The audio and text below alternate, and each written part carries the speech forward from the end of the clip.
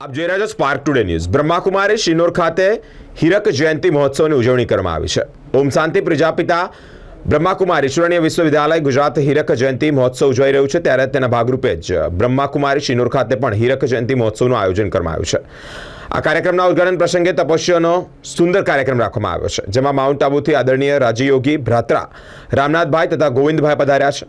સિનોર તાલુકાના સર્વે બ્રહ્મ વત્સલોને સંબોધન કરતા જણાવ્યું છે કે સમાજમાં વધતી જતી બુરાઈઓ, વ્યસનો, વિકારોનું મૂળ કારણ એ દેહાભિમાન છે। આપણે બધાએ જ દેહાભિમાન ત્યાજવાનું છે।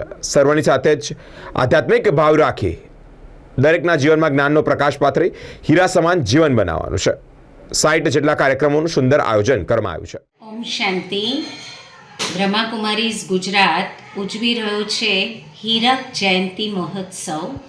એના નિમિત્તે આજે શિનોરમાં પણ કાર્યક્રમનું ઉદ્ઘાટન કરવામાં આવ્યું। સાથે સાથે માઉન્ટ આબુથી રામનાથભાઈ પધાર્યા, જેઓએ ખાસ કરીને સમગ્ર શિનોર પંથકમાં આવેલા બ્રહ્મવત્સોને ઉચ્ચારણ કરીને કહ્યું કે આપણે પણ હીરા સમાન બનીને આત્માનો હીરો ઝગમગાવવાનો છે, સમગ્ર વિશ્વને પ્રકાશ આપવાનો છે।